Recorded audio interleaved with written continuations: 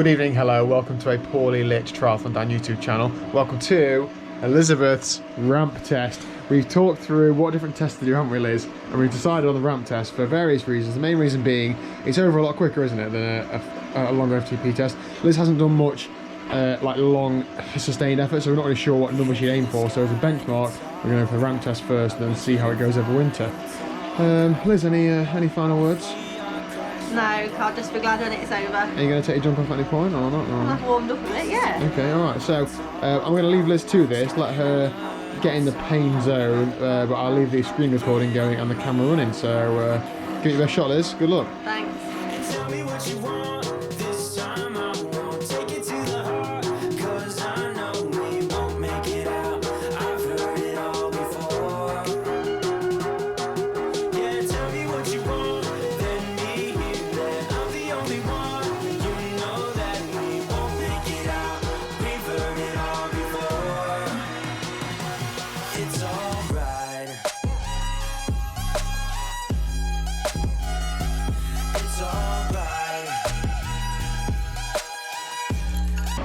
Liz, how was that? Now, it's your second ever ramp test, but it's the first one of the Rideharder Winter Academy, so how did that go? Yeah, I'm pleased with that because I had no idea where I'd be, so it's a good starting point and I've got lots of opportunity for improvements now. Yeah, so you got 30 seconds into 280 watts, which gave you an FTP of 203 watts. Oh, that is awesome, Liz. We'll work out the power to weight in a little bit, but that is an excellent number, but it's an excellent starting point to work from as well. So good work, well done. Thank you. My turn now. Yeah. Okay, so the apprentice is out of the way. Time for the master to have a go. Master in age. Anyway, ramp test, same procedure. Gets harder every minute until you can't pedal anymore. I've moaned a lot this year about a lot of things, but one of the things I've moaned about is not being able to put out power in this position, in TT position. So, to make this test more useful, I'm going to be doing it in TT position.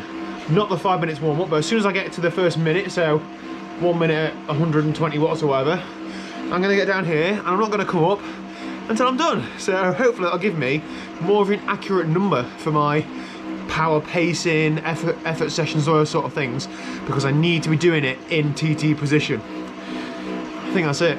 Let's go. Oh, Liz's FTP result was 3.2 watts per kilo, which is great, but it's really annoying because I worked for ages to get an FTP of over 3 watts per kilo, and it might not be that today. No, we'll see. Today's weigh-in this morning, I ate really well all day yesterday, and I put on 0.1 of a kilo. 86.9 kilos today, so we'll go through the power result, what that is in raw power and what that is in terms of watts per kilo. How do I feel today? I mean, I did run excuses.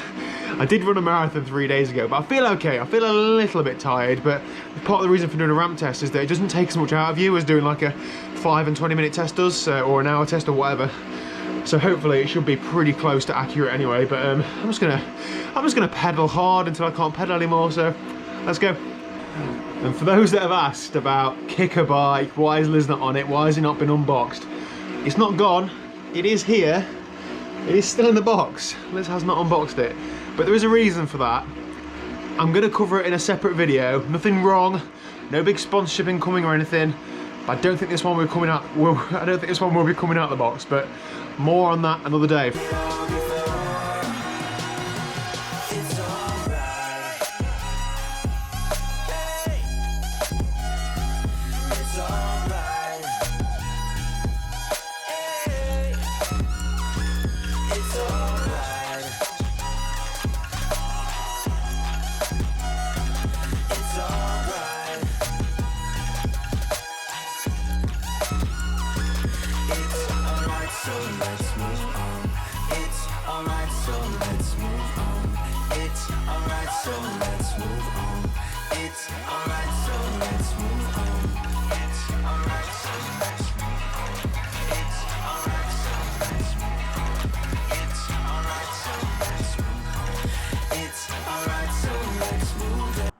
Oh, testing is hard, isn't it? I prefer the ramp test over any other power test, but it's still always going to be hard. Because any test, you're testing yourself to your maximal capability, so it's always going to be difficult. Anyway, the numbers, you saw me, I think I did 440, got into 460, and it just tipped me over the edge. I just couldn't hold that.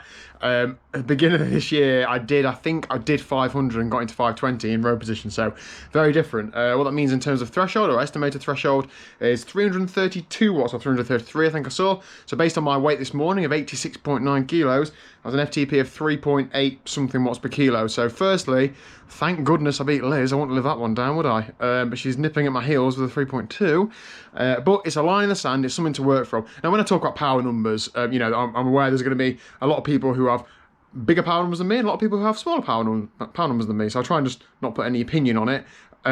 It's lower than I have done in the past, but it's a test. It gives you the basis from what to train from, so I now know what my zones are going to be. Specifically, I'm going to use it in TT position. Interestingly, that gives me an estimated threshold of 332 watts, and my best 25-mile time trial power this year was 324. So I'd say that's pretty similar, depending if I'm indoors versus outdoors, but TT position, maybe that is where my numbers lie, so definitely something to work from. So that is it. Power testing day, done and dusted. On to some proper training from tomorrow then. Let's get going. Let me know down below if anybody else done any power testing recently. What sort of test do you prefer in the Rideharder Academy? Various people are doing either 5 minute and 20 minutes, or ramp test, or 2 times 8 minutes, or something. Let me know down below what's your favourite, if you can have a favourite, you sickos, power test. So that's it for today. If you haven't already, click that subscribe button down below, and I'll see you tomorrow at 4 PM.